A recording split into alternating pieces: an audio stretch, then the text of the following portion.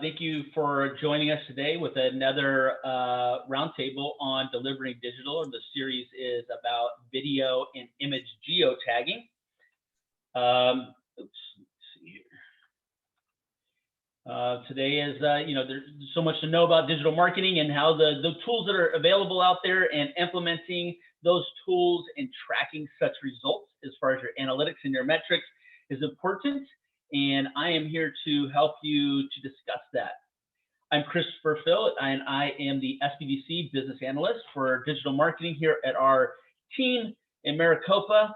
I come with 18 plus years of digital marketing and entrepreneurial experience, focused more in the home service business, and we're going to go ahead and kick it off.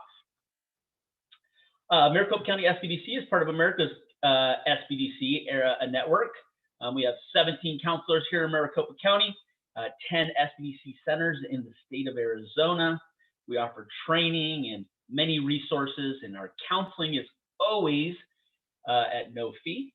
You can find out more by visiting our website at www.maricopa-sbdc.com. So today, again, topic for today is video and image markup. So what is that, and what does it mean to your search engine optimization game online? Well, when designing a website for your business and adding images is essential to provide some compelling visuals, but rarely are those images optimized properly for search engines. While it is a big deal because with few simple steps, optimized images will help a website rank for local search queries, your social media, and others. Sometimes the images themselves can make an appearance on the search, or better yet, spelled out your search engine results page. Now, before I mention a word of what you do to optimize your images for local search purposes, I would mention that your primary focus is to be selecting quality images, the ones maybe you have taken, right? Or somebody else that you can kind of say, hey, can I borrow those? But not ones that you downloaded from the web. And we'll get a little bit more into why you don't want to do that, or maybe why you want people to download yours after you learn through this course. So your website or images can appear at the top of search as a result because of your awesome picture taking skills maybe, but remember, if the images themselves aren't appealing or relevant, you've wasted your efforts, right? You put yourself in the consumer seat. What would you find appealing to hold your attention on a product or service? Also, assuming you've got clear and interesting images that support your content or brand, how do you get search engines to find them and serve them up to your customers? You can also learn more about understanding these things and your target marketing with the first session, part 2 webinar of a great colleague of mine, Heidi Kirkland, that's presenting tomorrow for the Great Marketing Turnaround. That starts at 10 a.m. So you might want to log on to the SBDC Maricopa site and check that out as well. Okay, so follow me on the next couple slides as I walk you through the simplicity of doing such markup each time you post an image online for your business, and how to maximize your return on time spent. Okay. Now, your 8 tips for image optimization you should practice are file size, image file name, alt text, surround your image with relevant text, anchor text, and me spinning in the important one, I feel, geotagging, citation and metadata, and well, making sure you have the good old sitemap on your website to tell Google and all these others what those things mean while we're indexing such image files. The first thing you need to consider is the size of the image file. If images don't load quickly when a user visits a web page, not only does it affect the user's patience, and thus maybe your bottom line, but it also sends a negative signal to Google, who considers load and speed time as a ranking factor. Google has a great free tool for this you can find online. Just there you go, Google free speed ranking for my website. It'll pop right up. Now, who considers a ranking factor? Well, when optimizing the image, you want the dimensions to be as big as possible, yet you want the storage space to be as small as possible. This can be achieved by compressing the image, which means the file size can be reduced when digital data is removed, but the image retains a quality appearance, right? I like to use tools named like tinypng.com and compressor.io. They're free tools online that enables you, a DIY, or maybe your webmaster, to go ahead and do such to such files so they load correctly. Now, like any digital file, adding a descriptive but simple file name to an image is an important step when it comes to optimizing for the web. This is the first opportunity to let search engines know that your image is related to a certain location. Say that again, location and service or product. Separate the words of the title with a hyphen like this above: compelled, completed, and low carb / strawberry / or dash cheesecake recipe. Try to stay away from slashes or underscores, which those are old practices and then might get you kind of penalized. Although they're getting smarter with each technical tweak, search engines aren't particularly good at seeing an image and identifying the content. Yet embedding alternative text or alt text in the image can help describe the nature of the image. Queries that include the location of their business and their service, and adding the keyword and local modifiers to the alt text of an image can help a search engine understand its relevancy. Now, this is something easily done yourself if managing your site through WordPress with plugins that actually help identify those areas of the back code and where those need to be kind of implemented. Or if you have a webmaster in which manages your site, this is something most likely they've already implemented, but you may want to audit, and you always hear me say that, audit your webmaster and ensure they are doing so as well. It's such an important part to the search result. Now, with image relevant text and viewing of the HTML of a web page, you get a better sense of how the proximity of keywords to an image is important by surrounding an image with relevant text that includes keywords. Search engines can better associate with the image with the content. Here we got a snake, and we have text around that talking about the specific snake, and maybe a little bit more within keywords around that that's relevant to the image. Now, when referring to anchor text, is the links that are pointing to the image itself. That is the web page representing the media file of the image, like this. Like you see a lot of hyperlinks, people call them, or this is what we call anchor text that points you to other web pages within the site itself or off page to another site to help the user find additional relevant information. Now, sometimes if you see it a lot used on pages that maybe seem a little spammy, and if you do see more than I'd say 3 or 4 on a page, you might want to hop, jump, and go. But this is important when it comes to siloing a website to help you or I as the searcher to understand the walkthrough to the site. Now, to geotag is to add latitude and longitude. Coordinates to metadata to your image is the most accurate way to tag your image with a location. We're going to get a little bit more into this in some slides here down the way. But now most cell phones automatically do this for you.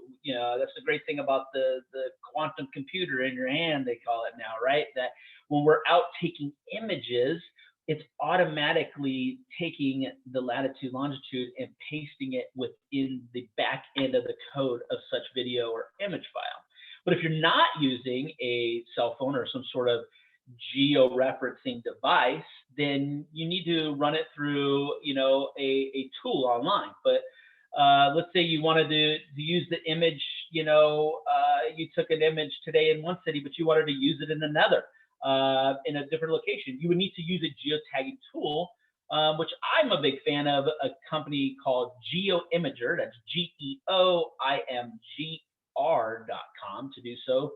Simply amazing tool. I love it. And they give you a lot of cool areas to be able to mark up the back end. We'll get a little more into that right down the way here.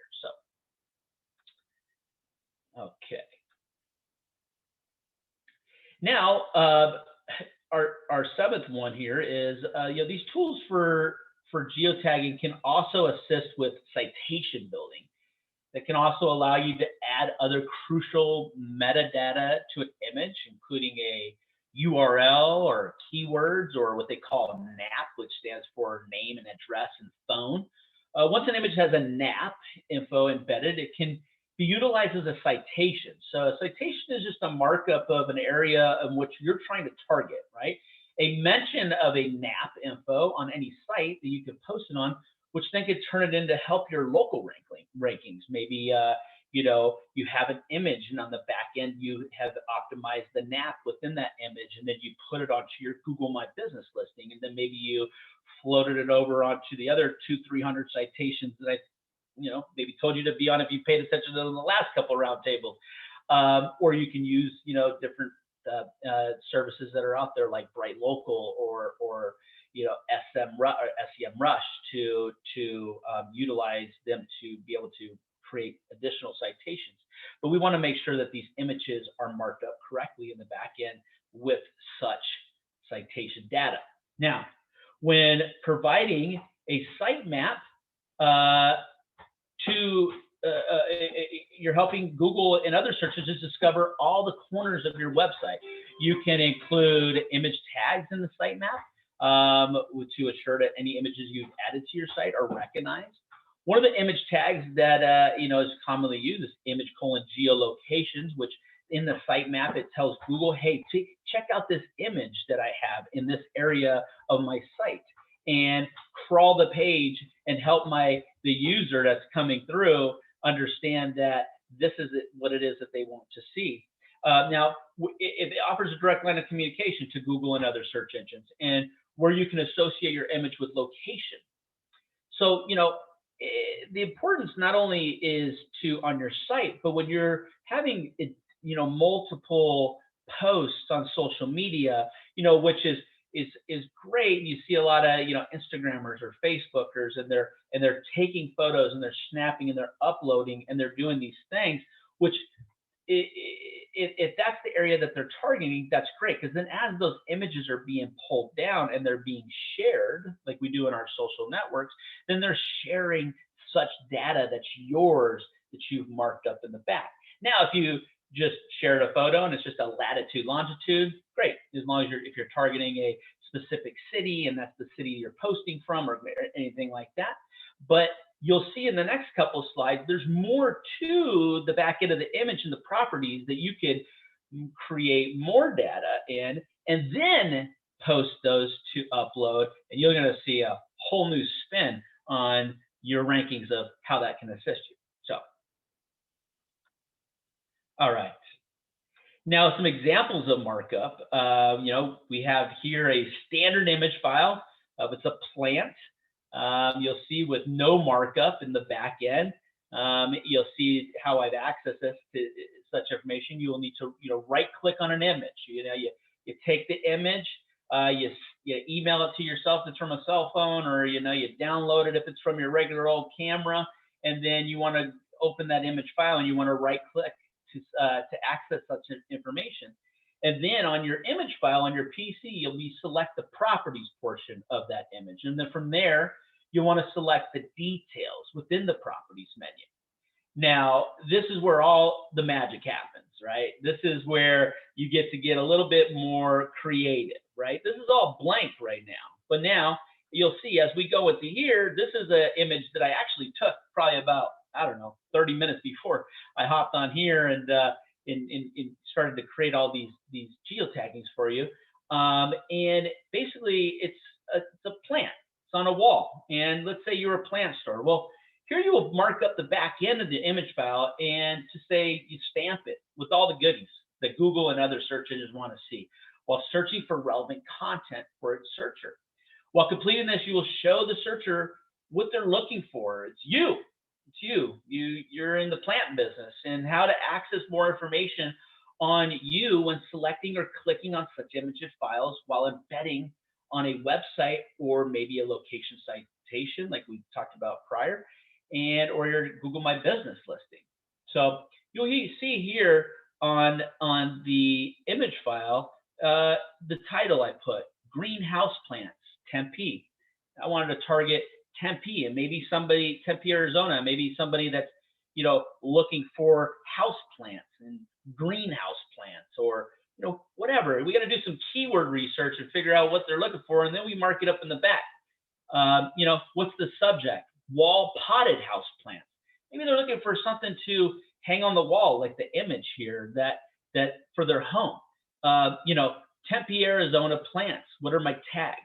House plants.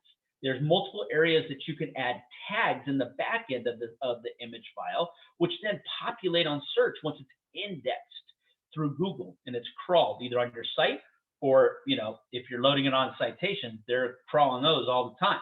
So also in here, you can add in the comments. I like to put in here adding website data. Visit us today at www.theplantstore.com, right? When the file was created. They want most recent. If you ever look at your Instagram feed and you see all those tiles and you say, wow, how do I get on there? Well, a lot of that is just what's happened today, what's happened this minute, what's happened, whatever. So we're looking for instant data nowadays as consumers. And if you have a date in there and, that's pretty instant, then, that the more, early on it is, the more relevant to the search to deliver to the searcher. So also you can repurpose a lot of this stuff, so look at doing that. Now, this is the geo coordinates that I like to talk about. Now, this obviously was done with a cell phone camera. Well, not obviously, it was. And back here, you will see it posted the latitude and longitude. Go ahead and test it. Take a picture with your cell phone, whoever, your dog. Send it to yourself. Right click, go to the properties, hit the details, scroll down to the latitude and longitude, compare it with Google of that latitude longitude, that pops up right where you sent it. And again, though, if you were sent with a regular camera, or if you were shooting video with a regular video camera that had no geo coordinates, no Wi-Fi connection, nothing like that, which a lot of things come nowadays with that, or maybe you had it turned off, you will see that geo coordinates is not in there. So then we would use the geo imager websites and to go ahead and upload those latitude, those areas of coordinates within the data file itself. Now, what they do is they ask you, what is the address? So if you're in Arizona and yet you have a business in Portland or you got somewhere else, maybe you could put in an address out there and they will pull that latitude longitude. You don't need to be sitting out there. You just need to have the tool to be able to implement such latitude and longitude for such file, or else that market's not pulling anything because it's not the correct geo in which the searcher is searching for. Hope you follow me on that one. Okay. So Chris, now, yes. This is Donna, everybody. The floating head. We do have a question from Taylor. Okay. So how long / how many characters long should the comment section be in the image properties detail area? I really like to stay right about 50 characters. It's kind of writing. If you've ever written ad copy, if you run your own social ads or you write your own PPC ads, your pay-per-click ads, you usually want to stay about 50 characters or things start falling off. But back here, this back-end data, right? So no one's really seeing this. We just want to be able to give relevance to Google when it's crawling. So 50 characters to me is usually the where I like to be. Just there's a tool online that I really love. It's called Answer the Public, and Answer the Public kind of really exercises the mind to help you kind of understand how to put such small amounts of text together and have the biggest impact. Okay, thank you. I'll go ahead and answer this other one. I'll type it in. Thanks.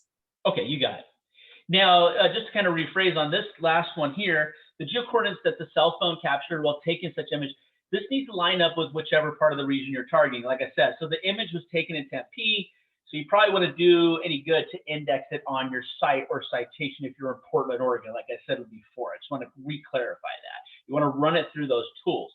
If you wanted to do so, you would need to run through the tools, and that will redo the coordinates of such image file, and then you'll be able to index and rank for that specific image. Now, you could take an image and you can index it on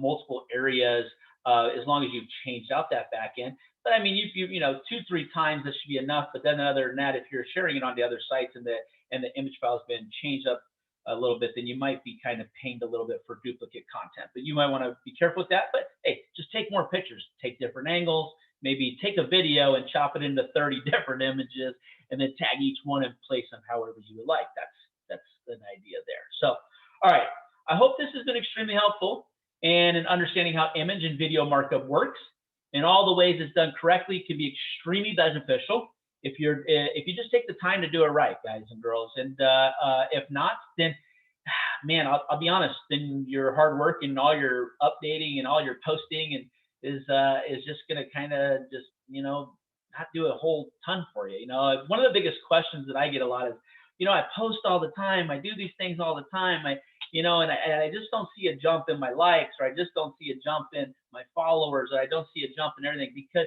you know, it's kind of, to me, it's fly by the seat posting, right? You need to take the posting that you do, and you really need to take the time, and you need to juice the images, you need to juice the video files by markup like this.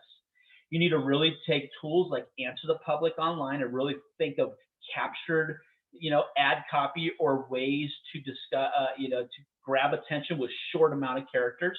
And then you need to ask for shares. You need to, you know, index and tag people. But this is one of the biggest factors of making stuff, you know, create a more virability as far as posting. So, all right. We're going to slide it to a Q&A. I know we had one question. If there's any else out there, Donna's going to monitor the chat. She's going to let me know. If not, I'm going to get out of here and get back to work, and we'll go from there. So, any other Q&As, Donna, do we see?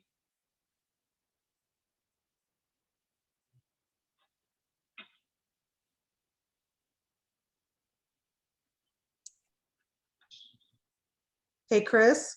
Does it apply? I just seen one that does this apply to Facebook too? Is that right, from Laura? Yes, and then there's also, do you do the same detailed steps for video, from Taylor?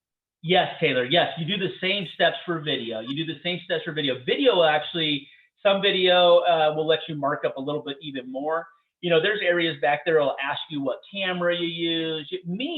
It's like a application, right? You fill out everything on there. I mean, you know, there's nothing, you'll be surprised how people search. Or nowadays where we're going to, right? We're going to voice over anything, you know, bring me here, bring me there, find me this, find me that, to our Alexa or our Google. And, you know, so mark up all those areas. Make sure you fill it out good before you index or before you share it on social. And yes, it does, anywhere you can share images, Facebook, Instagram, whatever, it all applies. Okay, so now we have another question from Amber. Can we go back and apply these changes to pictures that we have already posted on Google, My Business, YouTube, etc.? Or do we have to delete the image or video and add this information in the background and then repost them?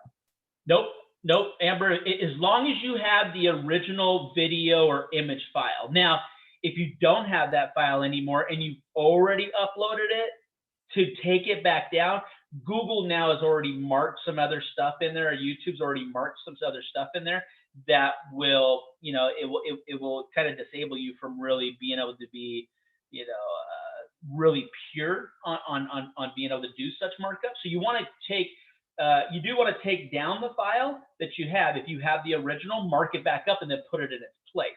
Now, if it's going to cause you to lose video views because you had a really gnarly video just getting a really crazy result, then I would just leave it, right?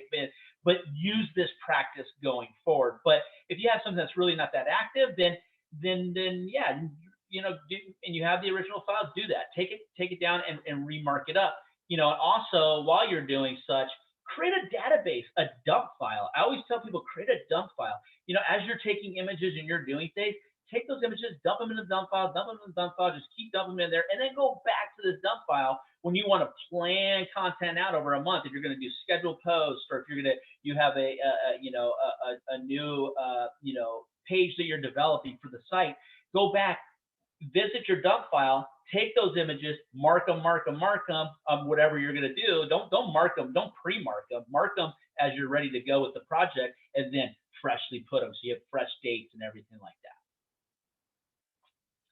Amber has another question. Once we apply these markups to our pictures or videos, what is the best way or tool to check the SEO, to see if the SEO results have improved?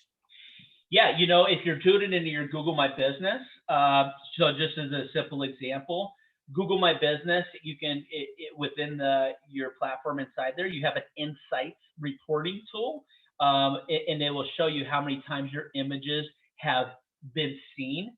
I guarantee you do this. I guarantee you, when you do start doing this and you start continuing this as a practice, within 90 days to 6 months, you're going to see those results just jump.